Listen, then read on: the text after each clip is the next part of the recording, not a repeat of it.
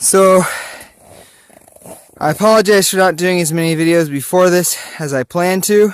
A lot of them got recorded and got lost with phones that got damaged with the lifestyle I'm living. But thought this might be one worthwhile, preparing for a cold snap.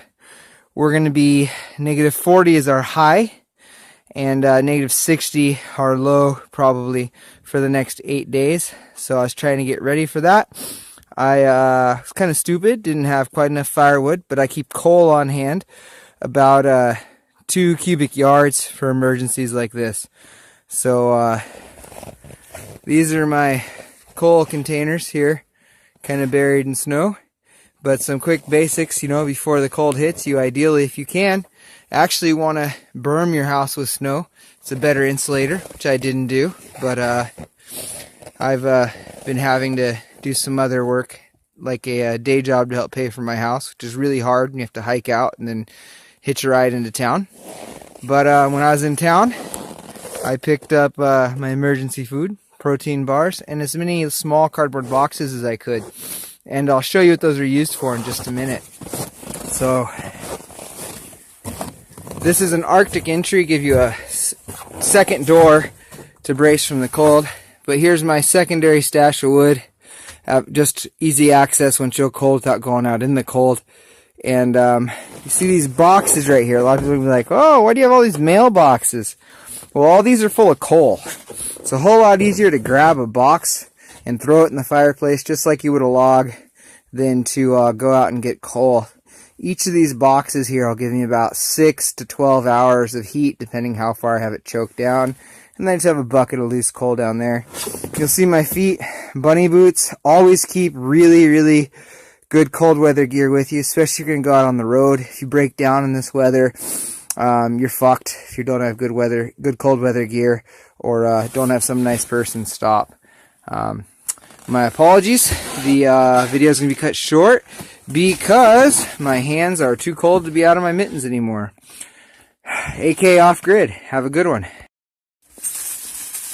So, back inside after getting all the wood and coal, and 18 above in our cabin. I can live with that. So, yeah, I'll get a little bit more about this cold snap. Have a good one.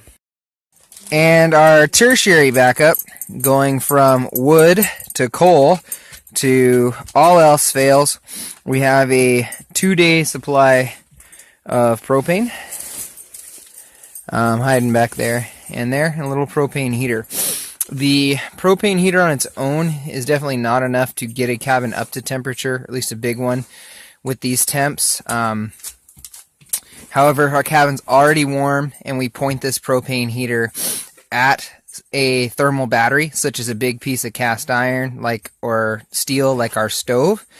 And also, we often have a big steel bucket of gravel that we use as a thermal battery as well, so that if the fire goes out or things like that, it stores some of that heat and radiates it off, giving you a little bit of a buffer so things don't get too cold. The cabin was without fire, my guess is for about 18 hours to get to 18 above today. So that's pretty good for these kind of temperatures, which is really perfectly fine, and it feels really warm when you come into that from -40. So I'm really happy, and hopefully this information will help someone else looking to do what we're doing.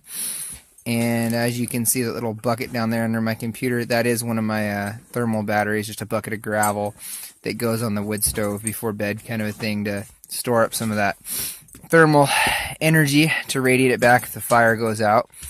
And also, the water storage we have in here acts as a thermal battery. We have about 40 gallons of water usually in here. As you can see up there, the hose coming down. Not really fancy, but it's what we have. And you see that nice light there? It's actually a 12-volt system that we have wired up, much like most people would wire their normal house, but it's 12-volt lights that run off of some deep cycle batteries. But we should be good to go for the next 8 days. We don't plan to leave the homestead, and just going to hunker down and clean up and have some family time, because honestly, since we've started this journey, we have not really had a day's rest, and we haven't had time to do something as simple as put away the food we've hiked in, things like that. It's just been go, go, go, go. So we're actually looking forward to being stuck inside for a little bit. AK Offgrid, heading out. Cancel.